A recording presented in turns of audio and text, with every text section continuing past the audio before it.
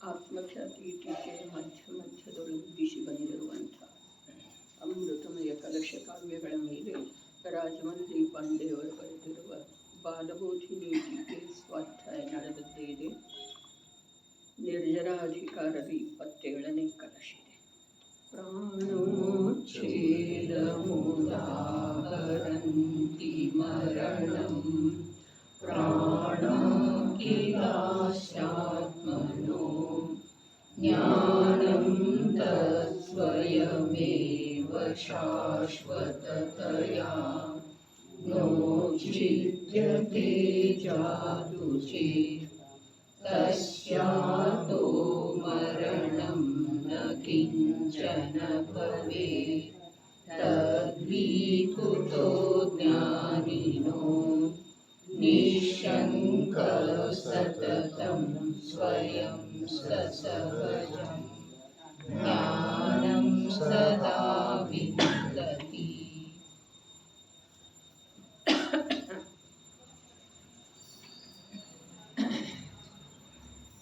ಶುದ್ಧ ಜ್ಞಾನವು ಯಾವುದೇ ಕಾಲದಲ್ಲಿ ವಿನಾಶವಾಗುವುದಿಲ್ಲ. ಯಾವ ಕಾರಣದಿಂದ? ಸ್ವಯಂ ಏವ ಶಾಶ್ವತತಯ. ಯಾವ ಯತ್ನವಿಲ್ಲದೆಯೇ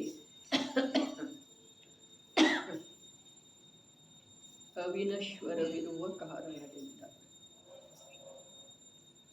ಭಾವಾರ್ಥವು ಈ ಪ್ರಕಾರವಿದೆ. ಎಲ್ಲ ಮಿಥ್ಯಾದೃಷ್ಟಿ ಜೀವರುಗಳಿಗೆ ಮರಣ ಭಯವಿರುತ್ತದೆ. ಸಮ್ಯಕ್ ದೃಷ್ಟಿ ಜೀವನು ಶುದ್ಧ ಚೈತನ್ಯ ಮಾತ್ರವು ನನ್ನ ಸ್ವರೂಪವಿದೆ, ಅದಂತೂ ವಿನಾಶವಾಗುವುದಿಲ್ಲ. ಪ್ರಾಣಗಳು ನಷ್ಟವಾಗುತ್ತವೆ, ಅವಂತೂ ನನ್ನ ಸ್ವರೂಪವೇ ಅಲ್ಲ, ಅದು ಪುದ್ಗಲದ ಸ್ವರೂಪವಿದೆ. ಆದುದರಿಂದ ನನ್ನ ಮರಣವಾಗುವುದಿದ್ದರೆ ಭಯಪಡುವುದಿದೆ. ನಾನು ಯಾವುದರ ಸಲುವಾಗಿ ಭಯಪಡುವುದಿದೆ? ನನ್ನ ಸ್ವರೂಪವು ಶಾಶ್ವತವಿದೆ ಎಂಬ ಅನುಭವ ಮಾಡುತ್ತಾನೆ. ನಿನ್ನೆ ಆಸ್ವಾದ ಅನುಭವದ ಮಾತು ಹೇಳಿದ್ದಿತ್ತು. ಶುದ್ಧ ಚೈತನ್ಯ ವಸ್ತುವಿನ ಅನುಭವ ಮಾಡುತ್ತಾನೆ ಅಂಥೇಳಿ ಪ್ರಾರಂಭದೊಳಗೆ ಬರ್ತಿದೆ. ಈಗ 3 ಕಲಶದಿಂದ ಕೊನೆಗೆ ಹೇಳ್ತಾರೆ ಅನುಭವ ಮಾಡುತ್ತಾನೆ. ಅನುಭವ ಯಾವುದರದ್ದು ಮಾಡ್ತಾನೆ? ಇನ್ನೊಂದ್ಸಲ ಯಾವುದು ನಿನ್ನೆ ಸ್ಪಷ್ಟ ಮಾಡಿತ್ತು, ಇನ್ನೊಂದ್ಸಲ ಯಾವುದರದ ಅನುಭವ ಮಾಡ್ತಾನೆ? ಶುದ್ಧ ಚೈತನ್ಯ ಮಾತ್ರವೇ ನನ್ನ ಭಾವ ಪ್ರಾಣ ಇದೆ. ಇನ್ನು ನನ್ನಲ್ಲೇ ಯಾವ ಈ ದ್ರವ್ಯ ಪ್ರಾಣಗಳದ ಸಂಯೋಗ ಇದೆ, ಅದಂತೂ ಸಂಯೋಗ ಇರುವುದರಿಂದ ಸ್ವಕಾಲದಲ್ಲಿ ವಿಯೋಗಕ್ಕೆ ಪ್ರಾಪ್ತ ಆಗ್ತಿದೆ.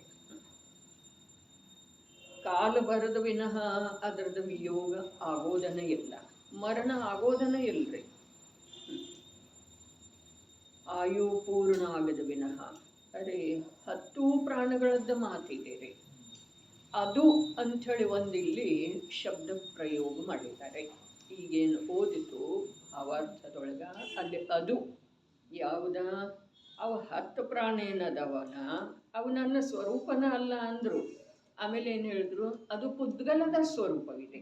ಅದು ಅರ್ಥಾತ್ ಅಭೇದ ರೂಪದಿಂದ 10 ಪ್ರಾಣಗಳದ್ದ ಏಕವಚನದೊಳಗೆ ಹೇಳಿ ಅದನ್ನು ತನ್ನಿಂದ ಭಿನ್ನ ಮಾಡಿದ್ದಾನೆ. ಇನ್ನು ನಿನ್ನೇನು ಹೇಳಿತ್ತು? ಶುದ್ಧ ಚೈತನ್ಯ ಮಾತ್ರ ವಸ್ತುವಿನ ಅನುಭವ ಮಾಡ್ತಾನೆ. ಆ ವಸ್ತು ಹೇಗಿದೆ? ದ್ರವ್ಯ ಪರ್ಯಾಯಾತ್ಮಕ ಇದೆ. ದ್ರವ್ಯ ರೂಪದಿಂದ ವಸ್ತು ಸದೃಶ ಧ್ರುವ ಏಕ ಪ್ರಕಾರ ನಿತ್ಯ ಇದೆ. ಪರ್ಯಾಯ ರೂಪದಿಂದ ವಸ್ತು ಹೇಗಿದೆ? ಅನಿತ್ಯ ಇದೆ. ಅಶುದ್ಧ ಬೇಕಾದ್ರೆ ಶುದ್ಧ ಇದೆ, ಆದ್ರೆ ಅನಿತ್ಯ ಇದೆ. ಅರ್ಥಾತ್ ವಿಸದೃಶ ಇದೆ. ವಿಸದೃಶದ ಅರ್ಥ ಎರಡು. ಒಂದು ತ್ರಿಕಾಲಿ ಧ್ರುವ ಜ್ಞಾತ ಸ್ವಭಾವದ ಅಪೇಕ್ಷಾದಿಂದ ಅದು ಬೇರೆ ಇದೆ, ಅದರ ಹಾಗೆ ಇಲ್ಲ. ಎರಡನೇದ ಅದು ಒಂದರ ಹಾಗೆ ಒಂದು ಇಲ್ಲ. ಹೀಗಾಗಿ ವಿಸದೃಶತೆ ಅಲ್ಲಿ ಸಿದ್ಧ ಆಯಿತು. ವಿಸದೃಶ ಅರ್ಥಾತ್ ವಸ್ತುವಿನೊಳಗೆ ಯಾವ ಎರಡು ವಿಭಾಗದವನ ಆ ಎರಡು ವಿಭಾಗದೊಳಗ ಒಂದು ಧ್ರುವ ಸದೃಶ ಸದೃಶ ಸದೃಶ. ಒಂದು ಕೋಟಾಕೋಟಿ ಸಾಗರ ಪೂರ್ವದ ಮೊದಲ ಆದಿದೇವರ ಯಾವುದರಲ್ಲಿ ಸ್ಥಿರ ಆದರೋ ಅದ ಒಂದು ಕೋಟಾಕೋಟಿ ಸಾಗರ ಕಾಲ ಕಳೆದ ನಂತರ ಮಹಾವೀರ ಸ್ವಾಮಿ ಯಾವುದರಲ್ಲಿ ಸ್ಥಿರ ಆದರೋ ಅದ.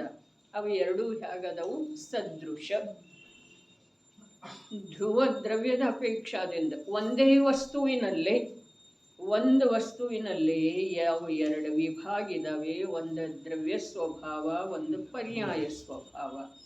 ಆ ದ್ರವ್ಯ ಸ್ವಭಾವದಿಂದ ಈ ಪರ್ಯಾಯ ಸ್ವಭಾವ ಬೇರೆ ಇರುವುದರಿಂದ ವಿಸದೃಶ ಇದೆ. ಅದರ ಹಾಗೆ ಇಲ್ಲ. ಅದರ ಹಾಗೆ ಇಲ್ಲ ಅನ್ನೋಕೆ ಅನೇಕ ಕಾರಣದವ್ರೆ. ಅದು ನಿತ್ಯ ಇದೆ, ಇದು ಅನಿತ್ಯ ಇದೆ. ಅದ ಜ್ಞಾತಾರೂಪ ಇದೆ, ಇದು ರಾಗ ಅಥವಾ ವೀತರಾಗ ರೂಪ ಇದೆ. ಹೀಗಾಗಿ ಅದರ ಹಾಗೆ ಇದಿಲ್ಲ ಅಂಥೇಳಿ ವಿಸದೃಶ. ಇನ್ನು ಎರಡನೇದ ಇದ್ರನ್ನ ಯಾವ ಸಮಯಕ್ಕೆ ಬದಲಾಗ್ತಾವಲ್ಲ ಅದು ಒಂದರ ಹಾಗೆ ಒಂದು ಇಲ್ಲ. ಒಂದರ ಹಾಗೆ ಒಂದು ಇಲ್ಲ ಅನ್ನೋದ ಇನ್ನೊಂದು ಸ್ವಲ್ಪ ವಿಷಯದೊಳಗೆ ಹೋಗೋಣ. ಒಂದರ ಹಾಗೆ ಒಂದು ಇಲ್ಲ ಅನ್ನೋದಕ್ಕೆ 4 ಅಭಾವ ಹೇಳಿದರಲ್ಲ, ಅದರಲ್ಲೇ ಪ್ರಾಗ್ಭಾವ ಮತ್ತು ಪ್ರಧ್ವಂಸಾಭಾವ ಹೇಳಿದರು. ಪ್ರಾಗ್ಭಾವದ ವ್ಯಾಖ್ಯೆ ಏನಿದೆ?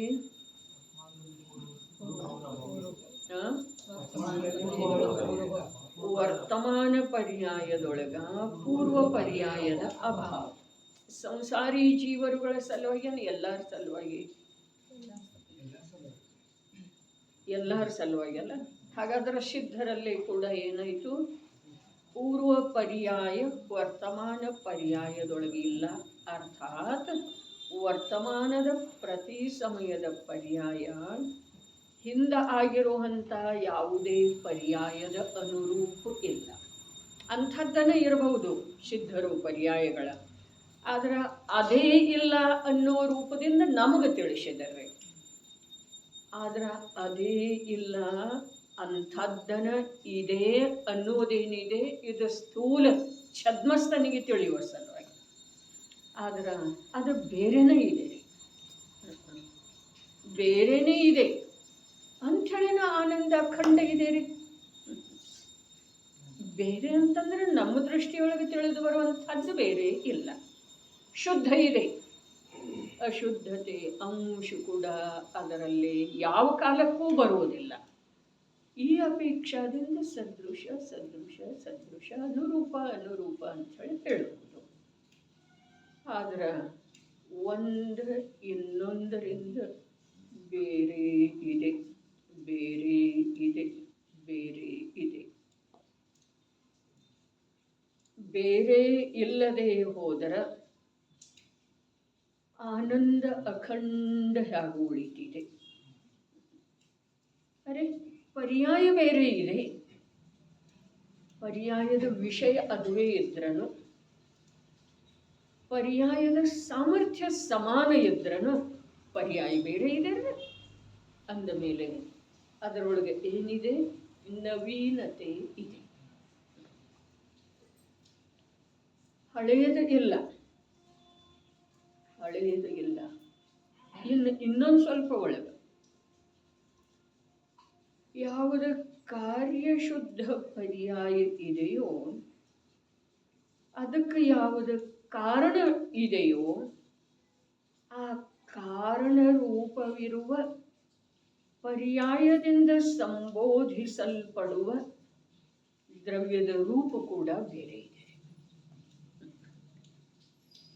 ಪರ್ಯಾಯದಿಂದ ದ್ರವ್ಯತ ಐತಿ ಅದು ಪ್ರತ್ಯೇಕ ಸಲ ಬೇರೆ ಆಗೋದು ಬೇರೆನ ಆಗುತ್ತೆ ನೋಡ್ರಿ. ಕಾರ್ಯ ಶುದ್ಧ ಪರ್ಯಾಯ ಅಂತೂ ಬೇರೆನೇ ಇದೆ, ಇದು ಸ್ಪಷ್ಟ ಆಯ್ತಲ್ಲ. ಇನ್ನ ಧ್ರುವ ದ್ರವ್ಯದೊಳಗ ಪರಮ ಪಾರಿಣಾಮಿಕ ಭಾವ ಅಂಥೇಳಿ ಹೇಳ್ತಲ್ಲ. ಪರಮ ಪಾರಿಣಾಮಿಕ ಭಾವ ಏನಿದೆ ಅದು ಅಖಂಡ ಇದೆಯೋ ಅಥವಾ ಪ್ರತಿ ಸಮಯಕ್ಕೆ ಕಾರಣ ಶುದ್ಧ ಪರ್ಯಾಯ ರೂಪದಿಂದ ಅದ ಪರ್ಯಾಯಕ್ಕೆ ಕಾರ್ಯಶುದ್ಧ ಪರ್ಯಾಯಕ್ಕೆ ಪ್ರಾಪ್ತ ಆಗ್ತಿದೆಯಲ್ಲ, ಅದರದ್ದು ಕೂಡ ರೂಪ ಬೇರೆ ಇದೆ ನೋಡ್ರಿ.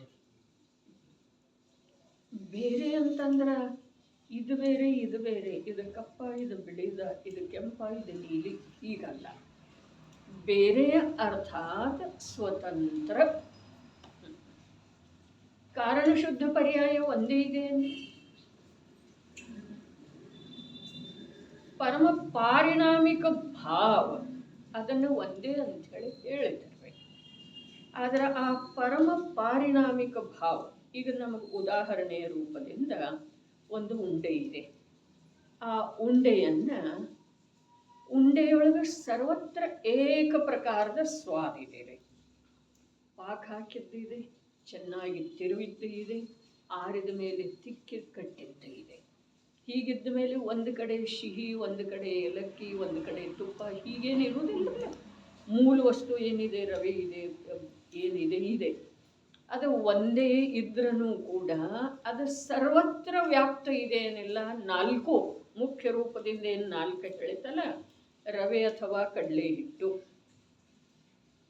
ಸಕ್ಕರೆ, ತುಪ್ಪ, ಏಲಕ್ಕಿ ಏನಿದೆ ಅದು ಎಲ್ಲ ಕಡೆಗೂ ಸಮಾನ ರೂಪದಿಂದ ಪರಾತದೊಳಗೆ ಹಾಕಿ ತಿಕ್ಕಿ ಅದನ್ನು ಉಂಡೆ ಮಾಡಿದ್ದ ಇದೆ.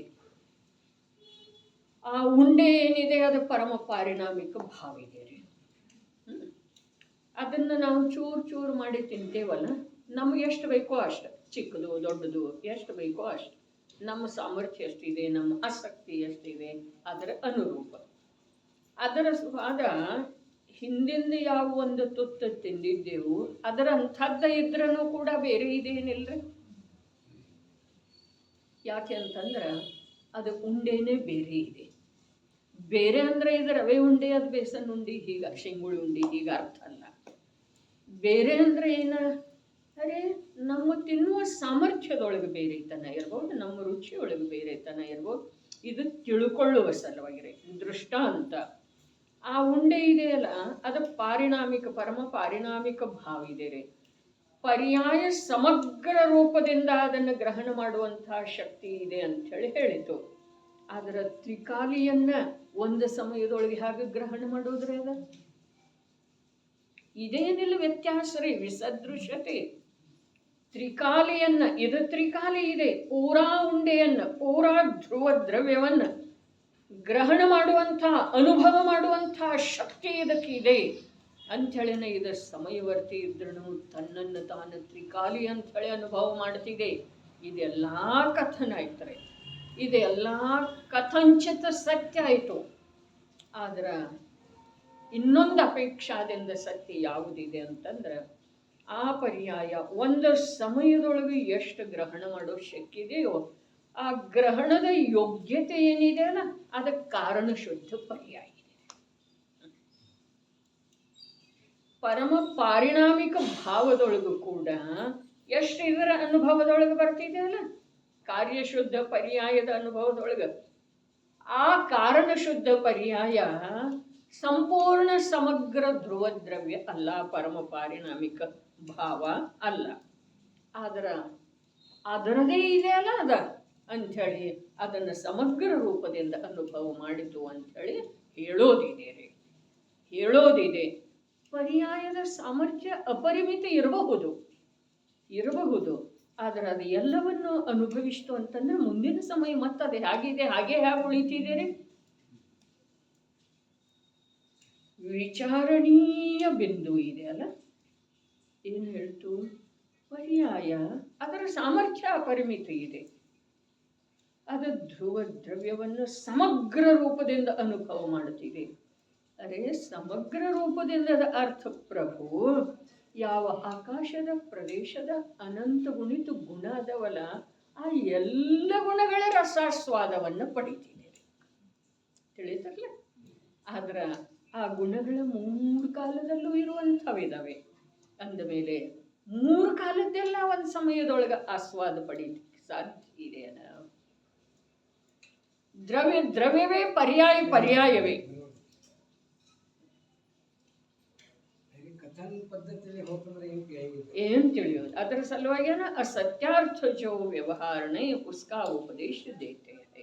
ಯಾರ? ಮುನಿರಾಜ್. ಮುನಿರಾಜ್ ಯಾರ? ಮುನಿಗಳಲ್ಲಿ ರಾಜ ಯಾರ್ರಿ? ಅರಹಂತ ಪ್ರಭು. ಅರೆ ಕಥನದೊಳಗೆ ಅಸತ್ಯ ಅರ್ಥಾತ್ ಕಥನದ ಸಾಪೇಕ್ಷದಿಂದ ಸತ್ಯ ಇದೆ ರೀ.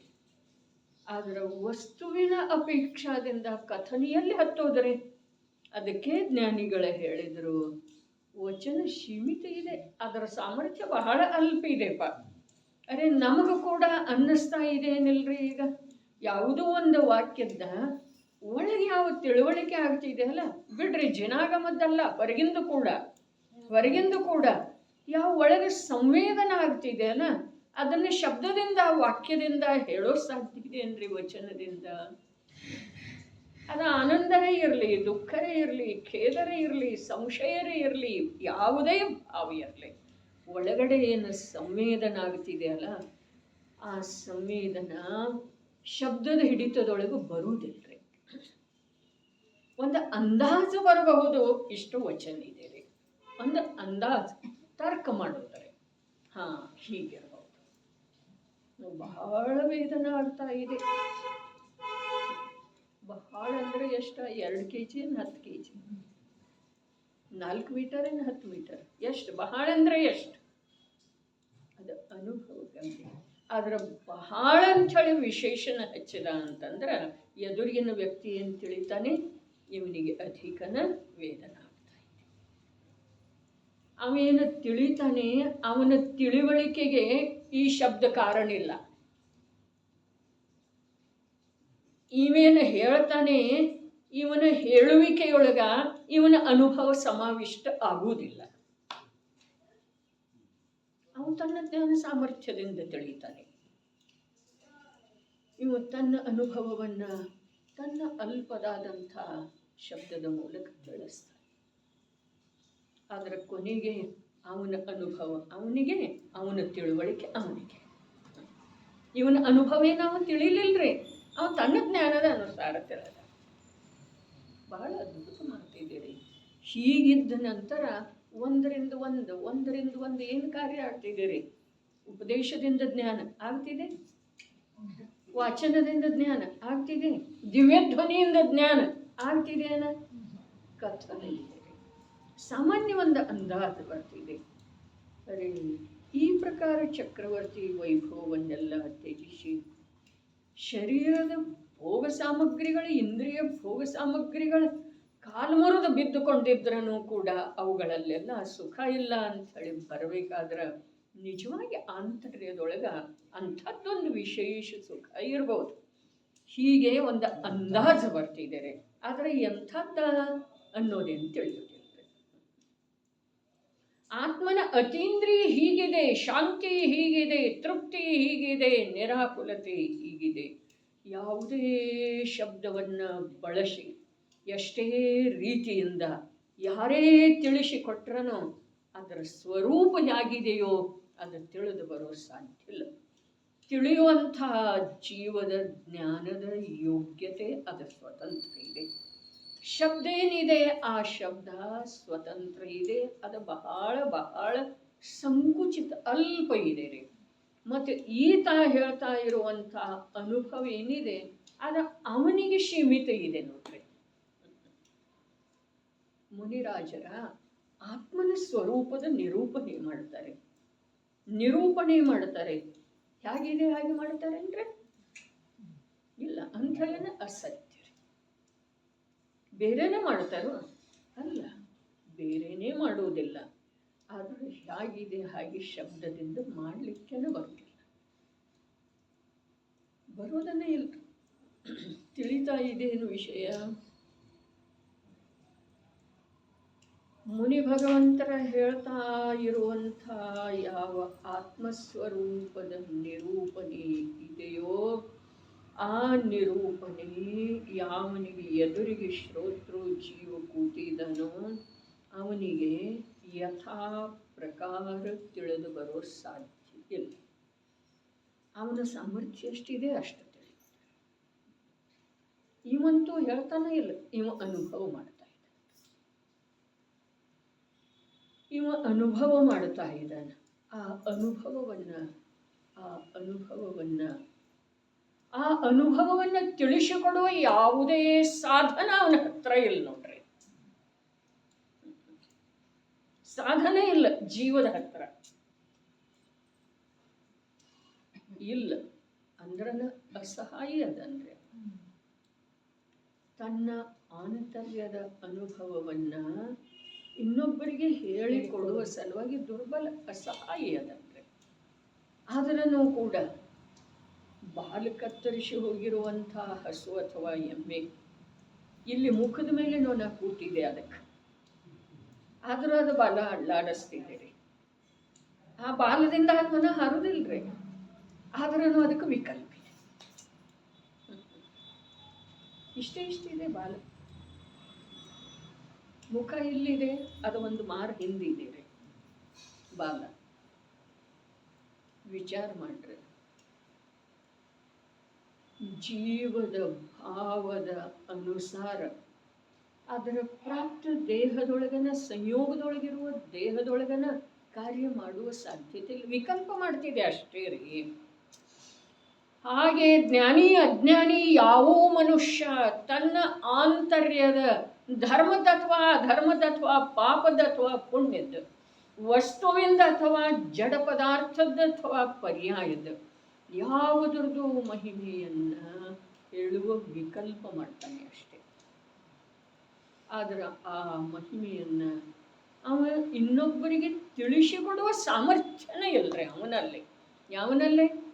ಜ್ಞಾನಿಯಲ್ಲೇನೂ ಇಲ್ಲ, ಅಜ್ಞಾನಿಯಲ್ಲೇನೂ. ಹೀಗಿದ್ದ ನಂತರ ನಾವು ನಮ್ಮ ದುಃಖ ಯಾರಿಗೆ ಹೇಳ್ಕೊಡೋದ್ರಿ? ಕೋಯಿ ಕಿಸಿ ಕಾ ಕ್ಯಾ ಕರೆ ಕ್ಯೂ ಕರೆ, ಇದೇ ಅರ್ಥ ಇದೆ. ನಮ್ಮ ದುಃಖವನ್ನು ಯಾರಿಗೆ ಹೇಳ್ಕೊಳ್ಳೋದು? ಅವ್ರಿಗೇನು ತಿಳಿಯೋದು? ನಾವು ಹೇಳಿದ್ರೆ ಅವ್ರು ಏನು ಮಾಡವ್ರು? ತಿಳಿದ್ರೆ ಏನು ಮಾಡವ್ರನ್ನೂ ಮಾತಿಲ್ಲ. ತಿಳಿಯದ ಅವ್ರೇನು ಮಾಡವ್ರು? ತಿಳಿಯದೆ ತಿಳಿಸಿಕೊಡುವ ಸಾಮರ್ಥ್ಯನ ನಮ್ಮಲ್ಲಿ ಇಲ್ಲ. ನಮ್ಮ ದುಃಖಕ್ಕ ಅವ್ರೇನು ಉಪಾಯ ಮಾಡವ್ರಿ? ಸರ್ವಜ್ಞ ಪ್ರಭು ಅಂತೂ ತಿಳಿತಾನೆ ಇದ್ದಾರೆ, ಹೇಳ್ರಿ. ಹೌದೇನಿಲ್ಲ? ನಾವು ಹೇಳೋದು ಅವಶ್ಯಕ ಇಲ್ಲ, ಅವರಿಗೆ ತಿಳಿತಾನೆ ಇದ್ದಾರೆ. ಅನಂತ ವೀರ್ಯನೂ ಇದೆ. ಆದ್ರೆ ಯಾಕೆ ಏನ್ ಮಾಡೋದಿಲ್ಲ? ಅದಕ್ಕೆ ನಾವು ದೊಡ್ಡ ಕಾರಣ ಕೊಡ್ತೇವೆ. ಅವರಲ್ಲೇ ರಾಗಿಲ್ಲ ಅನ್ನೋದಕ್ಕಿಂತ ಅವರಲ್ಲೇ ಸಾಮರ್ಥ್ಯ ಇಲ್ಲ. ಅಷ್ಟು ದೊಡ್ಡ ಕಾರಣ ಅವರಲ್ಲಿ ರಾಗಿಲ್ಲ. ರಾಗಿದ್ರೆ ಅವರು ರಾಗ ಮಾಡ್ತಿದ್ರೆ ಮತ್ತೇನು ಮಾಡೋ ಸಾಧ್ಯ ಇರ್ಲಿಲ್ಲ. ರಾಗಿದ್ದವ ಏನ್ ಮಾಡ್ತಾನ್ರಿ? ರಾಗನ ಮಾಡ್ತಾನ್ರಲ್ಲ, ಮತ್ತೇನ್ ಮಾಡ್ತಾನ? ಅವ್ರ ದುಃಖ ದೂರ ಮಾಡ್ತಾನು. ಅರೆ, ಈ ವಸ್ತು ಸ್ವರೂಪವನ್ನು ತಿಳ್ಕೊಂಡ ಜ್ಞಾನಿ ಜನರ ಸಾಧನಾ ಮಾರ್ಗದೊಳಗೆ ಹೋಗು ಎಳೆದೊಳಗ ಅರೆ ಯುಗದ ಆದಿಯಲ್ಲಿ ಆದಿನಾಥ ಪ್ರಭು ಯಾವ ವಿಧಾನವನ್ನ ಕಲಿಸಿಕೊಡ್ಲಿಲ್ಲ, ಆಹಾರದ ವಿಧಾನವನ್ನ ಕಲಿಸಿಕೊಡ್ಲಿಲ್ಲ. ದೊರೆ ಇದ್ದಲ್ಲಿ ದೊರೆ ಇರುವುದರ ಜೊತೆಯಾಗಿ ತೀರ್ಥಂಕರ ಅನ್ನೋದ್ರದ್ದು ಕೂಡ ಪರಿಚಯ ಲೋಕಕ್ಕೆಲ್ಲ ಆಗಿತ್ತು. 2 ಕಲ್ಯಾಣಿಕಾಗಿತ್ತು ಅಲ್ಲ. ಹಾಗಾದ್ರೆ ಅವ್ರು ಹೇಳಿದ ಮಾತೆಲ್ಲ ನಡೆಯುವ ಸಾಧ್ಯ ಇತ್ತಲ್ಲ. ಯಾಕೆ ಹೇಳಿದ್ರು? ಯಾರು ಭ್ರಷ್ಟ ಆಗವರನ್ನು ನೋಡಿದ್ರು, ಏನೇನೋ ಮಾಡೋರನ್ನು ನೋಡಿದ್ರು, ಅವ್ರ ಜ್ಞಾನದೊಳಗೆ ಬರ್ಲಿಲ್ಲಲ್ಲ. ನೋಡಿದ್ರು ಅಥವಾ ಎಲ್ಲ ಕಣ್ಣು ಮುಚ್ಚಿ ಕೂತಿದ್ರಿ. ಅವರೆಲ್ಲ 4000 ದೊರೆಗಳೆಲ್ಲ ಭ್ರಷ್ಟಾಗಿ ಏನೇನೋ ಕಾನನದ ಗೆಡ್ಡೆ ಗೆಣಸುಗಳನ್ನ ತಿನ್ಲಿಕ್ಕೆ ಶುರು ಮಾಡಿದ್ರಲ್ಲ. ಆ ವೇಳೆದೊಳಗೆ ಅವ್ರೇನು ಅಂದರು? ಇಲ್ಲಪ್ಪ, ಹಾಗಿರುವುದಿಲ್ಲ ಅಂಥೇಳಿ ಹೇಳಿದ್ರು. ಇಲ್ಲ, ಹೇಳುವುದರಿಂದ ಏನು ಆಗುವುದಿಲ್ಲ, ಹೇಳೋ ಮೂರ್ಖರೇ. काय झालेले आहे आतापर्यंत सुधाताई? ಹೇಳೋ ಮೂರ್ಖ. ಅವರು ಹೇಳಿಲ್ಲ. ಯಾರ್ಯಾರ್ದು ಯಾವಾಗ ಯಾವಾಗ ಕಾಲ ಬಂತು ಆವಾಗ ಆವಾಗ ಅವರ ಧರ್ಮ ಮಾರ್ಗದೊಳಗೆ ಬಂದರು. ಯಾವಾಗ ಬಂತು? ಇವರು 1000 ವರ್ಷ ಕಳೆದ ನಂತರ ಕೇವಲ ಜ್ಞಾನ ಆಯ್ತಲ್ಲ, ಆವಾಗ ಮತ್ತೆ ಲೋಕ ವಿಸ್ಮಯಕರವಾದಂಥ ಘಟನೆ ಸಮೂಹಸರಣದ ರಚನೆ ಆಯ್ತಲ್ಲ, ಅವರೆಲ್ಲ ಭ್ರಷ್ಟಾಗಿ ಕಾನನದೊಳಗನ ಅಲಿತಾ ಇದ್ರಲ್ಲ. ಭ್ರಷ್ಟಾಗಿ ಅಂತಂದ್ರೆ ಏನೇನೋ ಮರದ ತೊಗಟೆಯನ್ನು ಹೊತ್ತುಕೊಂಡಿದ್ರು, ಏನೇನೋ ಮಾಡಿದ್ರು, ಅವ್ರು ಏನೇನೋ ತಿಂತಾ ಇದ್ರು. ಅದಕ್ಕೆ ಇಂದ್ರ ಬಂದ ಆದೇಶ ಕೊಟ್ಟಿದ್ದ. ಏನು ಹೇಳಿದ್ದ? ಈ ವೇಷದೊಳಗಿದ್ದುಕೊಂಡು ಇಂಥ ಕಾರ್ಯ ಮಾಡುವುದಿಲ್ಲ, ಈ ವೇಷ ಬಿಟ್ಟುಬಿಟ್ಟು. ಅಲ್ಲಿ ಹೋದ್ರೆ ಭರಚಕ್ರವರ್ತಿಯ ಭಯ ಅಂಥೇಳಿ ಅಲ್ಲೇ ಕಾನನದೊಳಗೆ ಉಳಿದ್ರಿ. ಅವರ ಏನು ಸಿಕ್ತಿದೆ ಅದನ್ನು ತಿಂದುಕೊಂಡ. ಯೋಗ್ಯ ಅಯೋಗ್ಯದ ತಿಳಿಸ್ಕೊಡೋರು ಯಾರು? ಯಾವಾಗ ಆದಿದೇವರಿಗೆ 1000 ವರ್ಷ ಕಳೆದ ನಂತರ ಕೇವಲ ಜ್ಞಾನ ಆಯ್ತಲ್ಲ, ಆವಾಗ ಯಾರ ಕಾಲಲಬ್ಧಿ ಹೇಗೆ ಬಂತೋ ಹಾಗೆ ಅವರ ಸಮವಸರಣದ ಕಡೆ ಒಲಿದು ಬಂದರು. ಮತ್ತು ತಮ್ಮ ದೋಷವನ್ನು ತಾವು ತಮ್ಮ ಅಂತರಂಗದೊಳಗೆ ತಿಳ್ಕೊಂಡ್ರು, ತಮ್ಮ ದೋಷವನ್ನು ತಾವು ಪುರುಷಾರ್ಥಪೂರ್ವಕ ತೆಗೆದು ಹಾಕಿದರು. ಅವರಿಗಿಂತ ಮೊದಲನ್ನು ಮೋಕ್ಷಕ್ಕೆ ಹೋದರೆ, ಅವರ ಹೋಗೋ ವೇಳೆದೊಳಗನ್ನು ಹೋದರೆ ಅವ್ರ ನಂತರನು ಹೋದರೆ ಏನು ವಸ್ತು ಸ್ವರೂಪ. ಹೇಳುವುದರಿಂದ ಏನಾಗುವುದಿಲ್ಲ, ಈ ಮಾತು ಇದೆ ಅಂಥೇಳಿನ ಜ್ಞಾನಿಗಳು ಹೇಳಲಿಕ್ಕೆ ಹೋಗುವುದಿಲ್ಲ. ಒಂದು ವೇಳೆ ಹೇಳ್ತಾರೆ ಅಂದುಕೊಂಡ್ರೂ ಕೂಡ, ಒಂದು ವೇಳೆ ಯಾಕೆ ಹೇಳ್ತಾರಲ್ಲ, ಎಷ್ಟೋ ಆಚಾರ್ಯರ ಗ್ರಂಥ ರಚನೆ ಮಾಡಿದ್ದಾರೆ, ಸಂಬೋಧನೆ ಮಾಡಿದ್ದಾರೆ, ಯಾರ್ಯಾರಿಗೋ ತಿಳಿಸಿಕೊಟ್ಟಿದ್ದಾರೆ. ಇವೆಲ್ಲ ಪ್ರಥಮಾನುಯೋಗದೊಳಗೆ ಕಥೆ ಬರ್ತಾವೆ. ಗಣಧರ ದೇವರಂತೂ 4 ಅನುಯೋಗಗಳ ರಚನೆ ಮಾಡಿದ್ರು. ಎಲ್ಲಿ? ತಾಳೋಲೆ ಮೇಲೆ, ಒಂದು ಪೇಪರ್ ಮೇಲ್ರಿ. ತಮ್ಮ ಜ್ಞಾನ ಬರುತ್ತೆ. ಹಾಗಾದ್ರೆ ಹೇಳ್ತಾರೆ ಕೂಡ. ಆದ್ರೆ ಹೇಳಿದ ಮೇಲೆ ನಾನು ಹೇಳಿದ್ರ ಪ್ರಭಾವ ಎಷ್ಟಾಯಿತು ಅಂಥೇಳಿ ಯಾವಾಗೂ ನೋಡೋದಿಲ್ಲ. ಅಂದರೆ ಹೇಳ್ತಾರೆ ಅಂದರೆ ಹೇಳ್ತಾರ ಅನ್ನೋದು ಇದೆ, ಹೇಳ್ತಾರ ವಚನದಿಂದ ಉಪದೇಶ ಹೇಳ್ತಾರ್ರಿ. ಆದ್ರೆ ಅನ್ಯರಿಗೆ ತಮ್ಮ ವಿಕಲ್ಪದ ಪರಿಹಾರದ ಸಲುವಾಗಿ ಅವ್ರ ಕಡೆ ನೋಡ್ತಾ ಇದ್ದೇನಲ್ಲ, ಅದು ನನ್ನ ವಿಕಲ್ಪ ಇದೆ ಅಂಥೇಳಿ ತಮಗೆ ತಾವು ಹೇಳ್ಕೊಳ್ತಾರ್ರಿ. ಪಟಾಸ್ತಿದ್ದೇನಿಲ್ರಿ. ಮನದ ವಿಕಲ್ಪವ ಕಿಡಿಸಲು ಎಂದು ಆಹಾರಕ್ಕೆ ಬರ್ತಾ ಇದೆ ನೋಡ್ರಿ. ವಿಕಲ್ಪ ಬಂದಿದೆಯಲ್ಲ, ಆಹಾರದಲ್ಲ. ಇದು ತಿಳ್ಕೊಳ್ಳೋದು ನಮಗ ನಿಜವಾಗಿ ಸ್ವಲ್ಪ ಕಠಿಣ ಕಾರ್ಯ ಇದೆ. ಮೊನ್ನೆ ನಮ್ಮದು ಪ್ರಶ್ನೆ ಇತ್ತಲ್ಲ, ನಾನು ಇವತ್ತು ಶನಿವಾರ ಅಂತ ಹೇಳಿ ತಿಳ್ಕೊಂಡೆ. ಆದರೂ ಧೈರ್ಯ ಮಾಡಿ ಎಲ್ಲರೂ ಬಂದಿದ್ದೀರಂದ್ರೆ ಅದು ನನಗೆ ನಿಜವಾಗಿ ಹೆಮ್ಮೆಯ ವಿಷಯ ಇದೆ ರೀ. ಖರೇನ ಹೆಮ್ಮೆಯ ವಿಷಯ ಇದೆ. ಹೇಳಿದಾರಲ್ಲ, ಬಹುಶಃ ನಾಳೆ ಇಲ್ಲೇನೋ ಅಂಥೇಳಿ ಯಾರು ತಿಳಿಲಿಲ್ಲ. ಏನಿತ್ತು ಪ್ರಶ್ನೆ ಅದೊಂಚೂರು ಬಿಡಿಸೋಣ. ಇದಂತೂ ಭಾವಾರ್ಥ ಓದಿದ ಮೇಲೆ ಮುಗೀತ್ರಿ, ಇಲ್ಲೇನಿಲ್ಲ. ಏನಿತ್ತದು ಪ್ರಶ್ನೆ? ಹಾಲು ಪಾಯಸ ಇದೆಯಲ್ಲ, ಒಳಗ ತುಂಬ ಅಂತ ಹೇಳಿರಿ. ನೀವೇನಂದ್ರಿ? ಮಣ ಅಂದರೆ 20 ಲೀಟರ್, ಒಳಗಂದ್ರೆ ದೊಡ್ಡದು ನೋಡ್ರಿ. 20 ಲೀಟರ್ ಹಿಡೀರಿ, 40 ಲೀಟರ್ ಹಿಡೀರಿ, 10 ಲೀಟರ್ ಹಿಡೀರಿ. ಏನಿದೆ? ಹಾಲು ಪಾಯಸ, ಬಾಸುಂದೆ ಇದೆ ರೀ. ಹಾಲದೊಳಗೆ ನೀರು ಇರ್ತಿದೆ, ಬಾಸುಂದಿಯೊಳಗಿನ ನೀರಿನ ಪ್ರಮಾಣ ಎಲ್ಲ ಆವಿಯಾಗಿ ಹೊರಟು ಹೋಗಿರ್ತಿದೆ. ಹಾಲು ಸಾರಭೂತ ಹಾಲು ಇದೆ ರೀ. ಅದರೊಳಗೆ ಏನಾಗಿದೆ? ಒಂದು ವಿಷದ ಕಣ ಬಿದ್ದಿದೆ. ಅಂದ್ರೆ ಅವನು ವಿಷದ್ದನ್ನ ಅನುಭವ ಮಾಡ್ತಾನೋ ಅಂಥೇಳಿ ಹೇಳಿದ ಮೇಲೆ ಅವನ ಮನುಷ್ಯನೊಳಗನ ಇರ್ತಿದೆ, ಅವನ ತಲೆಯೊಳಗನ ಇರ್ತಿದೆ ಅಂಥೇಳಿ ಉತ್ತರ ಬಂತು. ಆದರೆ ಅವನಿಗೆ ಗೊತ್ತೇ ಇಲ್ಲ. ನಾನು ಹೇಳಿದೆ ಗೊತ್ತೇ ಇಲ್ಲ ಇದರಲ್ಲಿ ವಿಷದ ಕಣ ಬಿದ್ದಿದೆ ಅಂತ. ಆದರೆ ಅವನು ವಿಷದ ಅನುಭವ ಹೇಗೆ ಮಾಡ್ತಾನೋ? ಅರ್ಥಾತ್ ಅವನು ಬಾಸುಂದೆಯ ಅನುಭವ ಮಾಡ್ತಾ ಇದ್ದೇನೆ ಅಂಥೇಳಿ ಭ್ರಮೆಯೊಳಗದನು. ಆದರೆ ಅದರ ಫಲ ವಿಷರೂಪದಿಂದನ ಪರಿಣಾಮ ಆಗ್ತಿದೆ. ಅನುಭವ ಶಬ್ದದ ಅರ್ಥ ಏನ? ಶುದ್ಧಾತ್ಮನ ಅನುಭವ ಮಾಡ್ತಾನೋ ಅಂತಂದ್ರೆ ಏನ? ಅದರ ಫಲ ಮೋಕ್ಷ. ಇಲ್ಲೇನು ನಿರ್ಜರಾಧಿಕಾರದೊಳಗೆ ಈಗ 3 ಕಲಶಗಳಲ್ಲಿ ಬಂತಲ್ಲ, ಏನ ಶುದ್ಧ ಚೈತನ್ಯ ವಸ್ತುವಿನ ಅನುಭವ ಮಾಡುತ್ತಾನೆ, ಆಸ್ವಾದಿಸುತ್ತಾನೆ. ಅದರ ಫಲ ಏನ? ಮೋಕ್ಷರೇ. ಮೋಕ್ಷ ಯಾವುದರ ಫಲ ಇಲ್ಲವೋ ಅದು ಶುದ್ಧ ಸ್ವರೂಪದ ಅನುಭವ ಇಲ್ಲ. ಯಾವುದರ ಫಲ ಶರೀರಕ್ಕ ತೇಜ, ಕಾಂತಿ ಅಥವಾ ಗಟ್ಟಿತನ ಇಲ್ಲವೋ ನಿಸ್ಸತ್ವ ಆಗ್ತಿದೆ, ವಾಂತಿ ಬರ್ತಿದೆ, ತಲೆ ಸುತ್ತುತ್ತಿದೆ. ಯಾವುದರಿಂದ? ಬಾಸುಂದೇದಿಂದ ವಿಷದಿಂದರೆ ಹೊರಳಾಡ್ತಾನೆ, ಆಸ್ಪತ್ರೆಗೆ ಹೋಗ್ತಾನೆ. ಆಯು ಪೂರ್ಣ ಆಗಿತ್ತು ಅಂತಂದ್ರೆ ಪರಲೋಕಕ್ಕನ ಹೋಗ್ತಾನೆ. ಅನುಭವ ಬಾಸುಂದೇದು ಮಾಡಿದ್ದೇನೆ ವಿಷದ್ರಿ, ಅವ್ನು ಭ್ರಾಂತಿಯಿಂದ ನಾ ಬಾಸುಂದೆ ತಿಂತಾ ಇದ್ದೇನೆ ಅಂತ. ಹಾಗೆ ನಾ ಧರ್ಮ ಮಾಡ್ತಾ ಇದ್ದೇನೆ ಅಂಥೇಳಿ ಇವ ಅನುಭವ ಮಾಡ್ತಾನೆ. ಅದರ ಹೋಗ್ತಾನೆ ಎಲ್ಲಿ? ಸ್ವರ್ಗಕ್ಕೆ ಅಥವಾ ನರಕ, ಒಟ್ಟಿನಲ್ಲಿ ಗತಿಗಳಲ್ಲೇ ಹೋಗ್ತಾನೆ. ಅಂದ್ರೆ ಅವ ಧರ್ಮ ಮಾಡಿದಾನೇನ್ರಿ? ಭ್ರಾಂತಿ ಒಳಗಿತ್ತು. ಅದರೊಳಗೆ ವಿಷದ ಕಣ ಏನಿತ್ತು? ರಾಗ, ಪರದ್ರವ್ಯದ ಅವಲಂಬನೆ. ಎಲ್ಲಿ ಪರದ್ರವ್ಯದ ಅವಲಂಬನೆ ಇದೆ, ಎಲ್ಲಿ ರಾಗ ಇದೆ ನನ್ನಲ್ಲೇ, ಅದರ ಫಲ ಮೋಕ್ಷ ಇರೋ ಸಾಧ್ಯ. ಬಾಸುಂದೆ ಫಲ ಏನಿರೋದ? ತೇಜ, ಕಾಂತಿ, ಹಸುವಿನ ಉಪಶಮ, ಶರೀರದೊಳಗೆ ಬಲದ ವೃದ್ಧಿ ಆಗೋದು. ಅದಾಗಲಿಲ್ಲ, ಬೇರೆ ಏನೇನೋ ಆಯಿತು. ಹಾಗಾದ್ರೆ ಅವನು ಬಾಸುಂದೆ ತಿಂದಿಲ್ಲ. ಅವ ಅನುಭವ ಯಾವುದ್ರದ್ದು ಮಾಡಿದಾನು? ವಿಷ. ತಿಳಿದಿದ್ದಾನ ಅವನ ಬಾಸುಂದೆ ತಿಂದಿದ್ದಾನೆ. ನಾನು ಏನು ತಿಂದಿದ್ದಾನು? ಬಾಸುಂದೆ. ಆದ್ರೆ ಆ ಬಾಸುಂದಿಯೊಳಗೆ ಏನಿತ್ತು? ವಿಷ.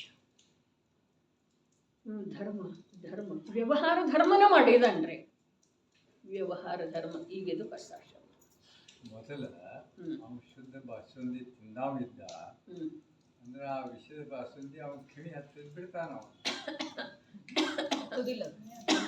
ಕಮ್ಮಿ ಯಾಕೆ ಹತ್ತಿತ್ತು ಹೇಳ್ರಿ? ಹತ್ತೋದಿಲ್ಲ. ಅದು ಹೇಳ್ತಾರೆ ನೋಡ್ರಿ, ಅನುಭವದು ಹತ್ತೋದಿಲ್ಲ. ಶುದ್ಧ ಬಾಸುಂದಿ ತಿಂದವ ಇದ್ದ ಅಂಥೇಳಿ ಏನಂದ್ರಲ್ಲ, ಅವ ಬಾಸುಂದಿದ ಅನುಭವವನ್ನೇ ಮಾಡ್ತಾನೋ ಅವನಿಗೆ ಅಲ್ಲಿ ಬಂತಲ್ಲ, ಇದೇ ನಿರ್ಜರಾಧಿಕಾರದೊಳಗೆ ನೀನು ನೋಡಿದರೆ ಪುಣ್ಯ, ಪಾಪ, ಅಶನ, ಪಾನ ನೋಡಿದರೆ ಗಾಥೆಗಳನ್ನು ವ್ಯವಹಾರದಲ್ಲಿ ನಾವು ಧರ್ಮ ತೆಗಿತೀವಿ. ಹಾಂ, ಠೀಕ್ ಐತಿರಲ್ಲ. ಅಂದ್ರೆ ಧರ್ಮ ಗೊತ್ತಿಲ್ಲ ಅಂದ್ಮೇಲೆ ವ್ಯವಹಾರದಾಗ ಧರ್ಮ ಯಾವ ಠೀಕ್ ಐತಿರಲ್ಲ. ಧರ್ಮ ಗೊತ್ತಿಲ್ಲ ಅಂದಮೇಲೆ ವ್ಯವಹಾರದಿಂದ ಧರ್ಮ ತಿಳಿಯವನ. ಅವ್ನು ತಿಳಿಲಿ, ಬೇಕಾದ ತಿಳಿಲಿ, ವ್ಯವಹಾರದಿಂದ ತಿಳಿಲಿ, ನಿಶ್ಚಯದಿಂದ ತಿಳಿಲಿ. ಆದರೆ ಇಲ್ಲ ಅನ್ನಲ್ಲ. ಅದ್ರ ಫಲ ಬೇರೆ. ಅವ್ ಧರ್ಮ ತಿಳಿದ್ರೆ ಫಲ ಬೇರೆ ನನ್ಮನೇನ ಅದು ಇಲ್ಲರ್ಲೆ ಇವು ತಿಳಿದೇನು ಮಾಡೋದ್ರಿ? ಇಲ್ಲ ಬೇಕಾದ ರಾಜ. ಇದೇ ನಿರ್ಜರಾಧಿಕಾರದೊಳಗೆ ಬರ್ತಿದೆಲ್ಲ. ಏನು ಬರ್ತಿದೆ? ಪ್ರಶ್ನೆ ಇತ್ತು ಮಧುಕರ. ನಿಮಗೆ ನಾನು ಪ್ರಶ್ನೆ ಮಾಡ್ತಾ ಇಲ್ಲ, ನೀವು ಪ್ರಶ್ನೆ ಮಾಡಿದ್ದೀರ. ಅರತಿ ಭಾವದಿಂದ ಮದ್ಯವನ್ನು ಸೇವಿಸಿದರೆ ಅಮಲೇರನು. ಅರತಿ ಭಾವದಿಂದ ಮದ್ಯವನ್ನು ಸೇವಿಸಿದನನು ಅಮಲ ಇರುವುದಿಲ್ಲ. ಒಂದು ದೃಷ್ಟಾಂತ. ಇನ್ನೊಂದು ದೃಷ್ಟಾಂತ ಏನ? ವೈದ್ಯ ವಿಷವ ಸೇವಿಸಿದರೂ ಮರಣವನ್ನು ಹೊಂದುವುದಿಲ್ಲ. ಹಾಗೆ ಶುದ್ಧ ಬಾಸುಂದಿ ತಿಂದವೇನದನಲ್ಲ, ಅವನಿಗೆ ಅದರಲ್ಲಿ ಯಾವುದು ಈ ಬಾಸುಂದಿ ಇದೆಯಲ್ಲ ವಿಷ ಮಿಶ್ರಿತ, ಆ ವಿಷ ಮಿಶ್ರಿತ ಬಾಸುಂದಿಯೊಳಗ ರತಿ ಇರುವುದಿಲ್ಲ, ರಾಗ ಇರುವುದಿಲ್ಲ. ವ್ಯವಹಾರ ಧರ್ಮದೊಳಗೆ ರಾಗ ಇರುವುದಿಲ್ಲ, ವ್ಯವಹಾರ ಇರ್ತಿದೆ. ಸಮ್ಯಕ್ ದೃಷ್ಟಿ ನಿಶ್ಚಯ ಧರ್ಮಾತ್ಮನಿಗೆ ವ್ಯವಹಾರ ಇರ್ತಿದೆ. ದೇವ ಪೂಜಾ, ಗುರುಪಾಸ್ತೆ, ಶಾಸ್ತ್ರ ಸ್ವಾಧ್ಯಾಯ, ಸಂಯಮ ಮೊದಲಾದ 6 ಕ್ರಿಯೆಗಳ, ಸ್ತುತಿ, ವಂದನ ಮೊದಲಾದ ಸಾಮಾಯಿಕ ಮೊದಲಾದ 6 ಕ್ರಿಯೆಗಳ ಭೂಮಿಕೆಗೆ ಅನುಸಾರವಾಗಿ ಇರ್ತವೆ. ಆದರೆ ಅದರೊಳಗೆ ಅವನಿಗೆ ರತಿ ಪ್ರೀತಿ ಇರುವುದಿಲ್ಲ. ವ್ಯವಹಾರ ನಿಶ್ಚಯದ ಜೊತೆಗೆ ಇರೋದ್ರೆ ಹಣ್ಣಿನ ಜೊತೆಗೆ ಶಿಪ್ಪೆ ಇರೋದು ಅದರ ಸೇವನೆ ಮಾಡುವ ವೇಳೆದೊಳಗ ಆ ಶಿಪ್ಪೆಯನ್ನು ಬೇರೆ ಮಾಡನ ಸೇವನೆ ಮಾಡ್ತಾನೆ. ನಿನ್ನೆ ಬಂದಿತ್ತು, ಇದರಲ್ಲೇ ಕೂಡ ಮೊದಲು ಬಂದು ಹೋಗಿದೆ. ಇದರದ್ದನ ಮಾತ ನಿನ್ನೆ ಬಂದದ್ದಿತ್ತು ಸಂಪದದೊಳಗೆ. ಏನ? ಆನೆ ಇದೆಯಲ್ಲ, ಅದ ಸುಂದರವಾದಂಥ ಮಿಠಾಯಿಯನ್ನ ಆ ಹುಲ್ಲಿನ ಜೊತೆ ಸೇರಿಸಿ ತಂದು ಬಿಡ್ತಿದೆ. ಉಂಡೆ ಹಾಕಿದೇವ್ರಿ 4 ಮತ್ತು ಹುಲ್ಲನ್ನು ಇದೆ. ಅದು ಹುಲ್ಲ ಮತ್ತು ಆ ಉಂಡೆ ಎಲ್ಲವನ್ನು ಸೇರಿಸಿ ಅದಕ್ಕೆ ಸ್ವಾದ ಭೇದ ಗೊತ್ತಾಗುವುದಿಲ್ಲ.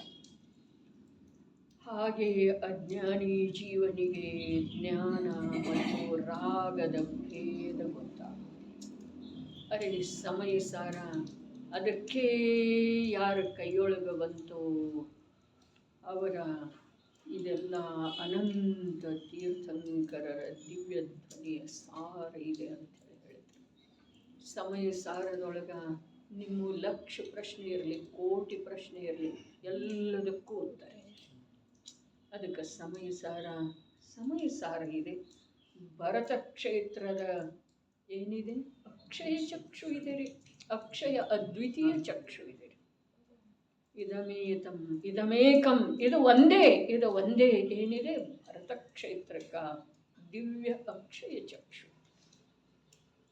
ಅದಕ್ಕೆ ಧನ್ಯ ಭಾಗ್ಯ ಇದೆ. ಅದನ್ನು ಈ ಪಾಪಿ ಚರ್ಮ ಚಕ್ಷುವಿನಿಂದಲೇ ಅದರ ಗಾಥೆಗಳನ್ನು ನೋಡುವಂಥದ್ದು ಅವಸರ ನಮಗೆ ಸಿಕ್ಕಿತು. ಈ ಪಾಪಿ ಕರ್ಣೇಂದ್ರಿಯದ ಮೂಲಕ ಅದರ ಕಥನವನ್ನು ಅಥವಾ ಅದರ ಶಬ್ದಗಳನ್ನು ಶ್ರವಣ ಮಾಡುವ ಯೋಗ ನಮಗೆ ಸಿಕ್ಕಿದೆ. ಮತ್ತು ಮಹಾಭಾಗ್ಯದಿಂದ ಒಂದು ಅಂಶ ಇದರ ಕುರಿತಾಗಿ ಅಂತರಂಗದೊಳಗೆ ಶ್ರದ್ಧೆಯ ಭಾವ ಕೂಡ ಜಾಗೃತ. ಇನ್ನು ನಾವು ತಡ ಮಾಡಿದ್ರೆ ಇಂಥದ್ದು ಸಿಕ್ಕೋದ ಅನಂತ ಕಾಲದೊಳಗೆ ಸಾಧ್ಯ. ಅನಂತ ಕಾಲದೊಳಗೆ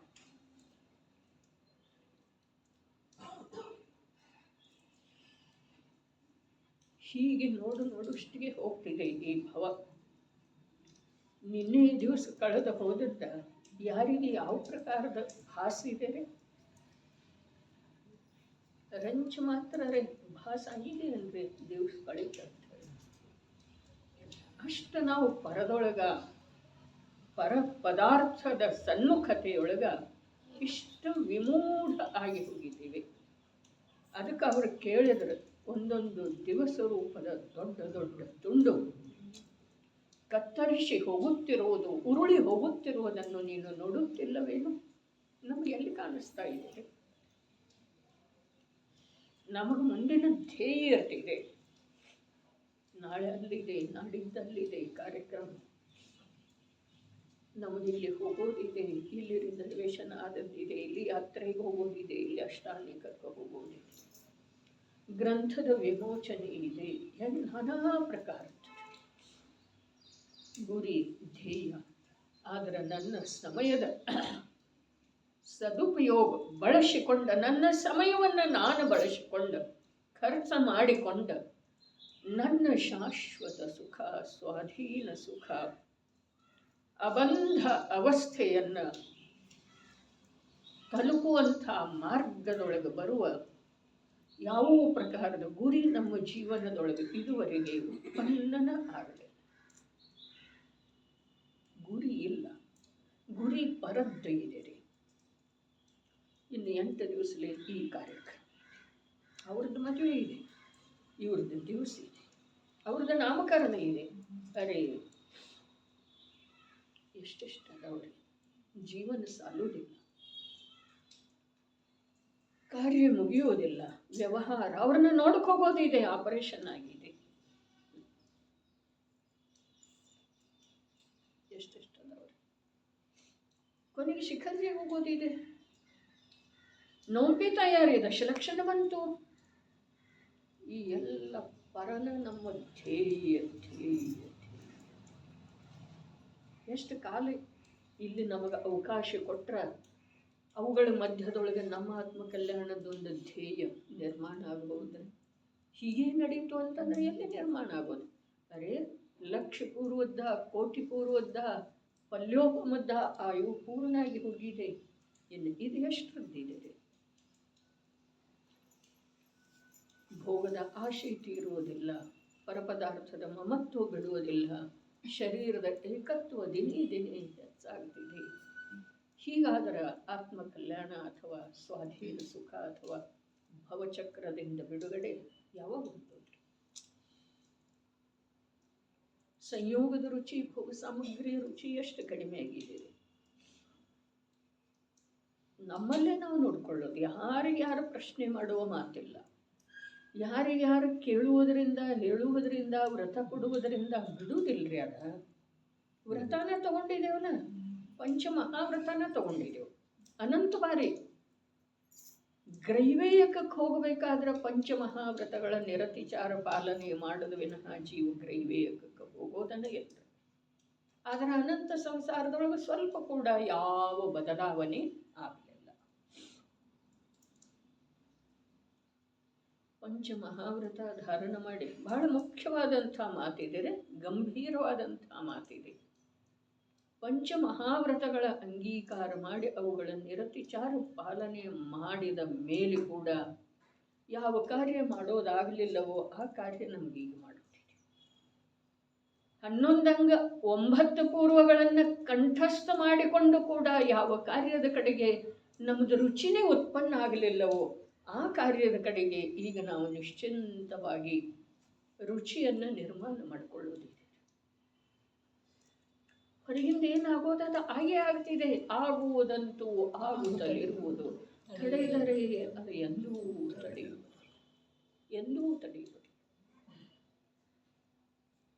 ಮಕ್ಕಳು ಬೇರೆ ಆಗವ್ರಂದ್ರೆ ಆಗವ್ರನ್ನ ತಾಯಿ ತಂದೆನ ಪಾಲ ಹಚ್ಕೊಳ್ತಾ ಇದ್ದಾರೆ ಮಕ್ಕಳು. ಇವಾಗ ಏನು ಮಾಡೋದು? ಆ ಪರಿಸ್ಥಿತಿ ಎಲ್ಲ ನಮ್ಮ ವೈರಾಗ್ಯಕ್ಕೆ ಕಾರಣ ಆಗಬೇಕು. ನಮ್ಮ ಮೋಹವನ್ನು ಕಮ್ಮಿ ಮಾಡೋದಕ್ಕೆ ಅದು ಕಾರಣ ಆಗಬೇಕು. ದೋಷಾರೋಪಣೆ ಮಾಡುವ ಸಲುವಾಗಿ ಅಲ್ಲ. ಅದು ದೋಷ ಅಲ್ಲವೇ ಇಲ್ಲ. ಆಗೋದನೇ ಇದೆ. ಕಾಲಕ್ಕನುಸಾರವಾಗಿ, ಕರ್ಮಕ್ಕನುಸಾರವಾಗಿ, ನಮ್ಮ ಭವಿತವ್ಯಕ್ಕನುಸಾರವಾಗಿ ಅವೆಲ್ಲ ಆಗೋದವು. ಆದರೆ ಅವುಗಳನ್ನೆಲ್ಲ ನಾವು ವಸ್ತು ಸ್ವರೂಪದ ಜ್ಞಾನದ ಮೂಲಕ ಸಮಭಾವದಿಂದ ನೋಡ್ಕೊಳ್ಳೋದಿದೆ. ನಾವು ದಾಟೋದಿದೆ. ಇಲ್ಲಿ ಶಾಶ್ವತ ಇರೋದಿದೆ ಅಂದರೆ ಅದನ್ನೆಲ್ಲ ಸರಿಪಡಿಸಲಿಕ್ಕೆ, ಆರೋಪ ಪ್ರತ್ಯಾರೋಪ ಮಾಡಲಿಕ್ಕೆ, ನ್ಯಾಯ, ಕೋರ್ಟ, ಕಚೇರಿ ಎಲ್ಲ ಮಾಡಲಿಕ್ಕೆ ನಾವು ಇಲ್ಲಿ ಎಷ್ಟು ಶಾಶ್ವತ ಇರೋದಿದೆ. ಇದು ಬೇಕು ತಗೋಪ್ಪ, ಅದು ಬೇಕು ತಗೋ, ನಾನು ಬೇಕು ನಿನ್ನ ಸೇವಾ ಮಾಡ್ಕ, ಆಯ್ತು ನಾನು ನಿನ್ನ ಏನಿದೆ ಕೊಟ್ಟೇನಿಲ್ಲ ಹರಿಶ್ಚಂದ್ರ. ಮತ್ತೊಂದೊಂದು ಸಾಮಾನ್ಯ ನೋಡ್ಲಿಕ್ಕೆ ಸಿಗ್ತದೆ ಸಮಾಜವಾಗಿ. ತಾಮ್ರವಾಗಿ ಯಾವ ತಾಮ್ರ ಪೈಕಿ ಒಬ್ಬ ಯಾವ ಬಿಟ್ಟು ಕೊಟ್ಟದಲ್ಲ ಅವ್ರು ಭಾಳ ಚಲುವಾಗಿ ಅವ್ರು ಮಾತ್ರ ಎಲ್ಲ ಬೇಕಂದವ್ರು ಅವ್ರು ಮತ್ತೆ ಆ ಬೇಕದೊಳಗೆ ಸತ್ತು ಹೋಗ್ತಾರ್ರಿ. ಅವ್ರದ್ದು ಬೇಡಿಕೆಗೆ ಕೊನೆನೇ ಬರುವುದಿಲ್ಲ ಅಂದಮೇಲೆ ಅವ್ರು ಸುಖಿ ಹಾಗಾಗವ್ರೆ. ಮತ್ತು ಬೇಕನ್ನೋದೇನಿದೆ ಅಲ್ಲ, ಅದೇ ಸಿದ್ಧಾಂತ ಇದೆ ವಸನ. ಏನು ಬೇಕನ್ನುವ ಭಾವ ಏನಿದೆ ಅಲ್ಲ, ಅದು ನಮ್ಮ ಉದಯಾರ್ಜಿತ ಪುಣ್ಯದ ಘಾತ ಮಾಡ್ತಿದೆ. ಉದಯದೊಳಗೆ ಬರ್ತಾ ಇರ್ತಿದೆಯಲ್ಲ ಪುಣ್ಯ, ಅದರ ಘಾತ ಮಾಡ್ತಾ ಇರ್ತೀವಿ. ಅದು ವಸ್ತು ಸ್ವರೂಪನೇ ಇದೆ ರೀ. ಆ ಇಚ್ಛೆ ಪುಣ್ಯದ ಘಾತ ಮಾಡ್ತೀವಿ. ಯಾವಾಗಲೂ ತೃಪ್ತಿ ಏನಿದೆ ಅದ ಪುಣ್ಯವನ್ನು ಸಂಪೂರ್ಣ ರೂಪದಿಂದ ಭೋಗಿಸಲಿಕ್ಕೆ ಅನುಕೂಲ ಮಾಡಿಕೊಡ್ತಿದೆ. ಅದರ ಜೀವಕ್ಕೆ ತಿಳಿಯುವುದಿಲ್ಲಲ್ಲ, ಮೂಢತನ ಈ ಪ್ರಕಾರ ನಡೆ. ಭಾವಾರ್ಥ ಮುಗಿಸ್ಬಿಡೋಣ. ಎಲ್ಲ ಮಿಥ್ಯಾದೃಷ್ಟಿ ಜೀವರುಗಳಿಗೆ ಮರಣ ಭಯವಿರುತ್ತದೆ. ಸಮ್ಯಕ್ ದೃಷ್ಟಿ ಜೀವನು ಎಂಥ ಅದ್ಭುತ ಐತೆ ನೋಡ್ರಿ. ಇನ್ವೈಟೆಡ್ ಒಳಗೆ ಹೇಳಿದರು, ಶುದ್ಧ ಚೈತನ್ಯ ಮಾತ್ರವು ನನ್ನ ಸ್ವರೂಪವಿದೆ, ಅದಂತೂ ವಿನಾಶವಾಗುವುದಿಲ್ಲ. ಪ್ರಾಣಗಳು ನಷ್ಟವಾಗುತ್ತವೆ, ಅವಂತೂ ನನ್ನ ಸ್ವರೂಪವೇ ಅಲ್ಲ, ಅದು ಪುದ್ಗಲದ ಸ್ವರೂಪವಿದೆ. ಆದುದರಿಂದ ನನ್ನ ಮರಣವಾಗುವುದಿದ್ದರೆ ಭಯಪಡುವುದಿದೆ. ನಾನು ಯಾವುದರ ಸಲುವಾಗಿ ಭಯಪಡುವುದು? ನನ್ನ ಸ್ವರೂಪವು ಶಾಶ್ವತವಿದೆ. ಇದು ಅವನ ವಿಚಾರ ಇದೆ. ಅರ್ಥಾತ್ ಬುದ್ಧಿಪೂರ್ವಕ ಜ್ಞಾನದೊಳಗೆ ಈ ಪ್ರಕಾರದ ಪರಿಣಮನೆ ಇದೆ. ಒಂದು ಮಾತು. ಎರಡನೇದ್ದ ಆ ಪ್ರಕಾರದ ಪರಿಣಮನೆ ಇರುವುದರೊಳಗೆ ಅದರದ್ದೇ ಅನುಭವ ಆಗೋದ್ರಲ್ಲಿ ಅವನಿಗೆ ಜ್ಞಾನದ ಪರಿಣಮನೆ ಯಾವ ಪ್ರಕಾರ ಇದೆಯೋ ಅದೇ ಪ್ರಕಾರ ಅನುಭವ ಆಗ್ತಿದೆ.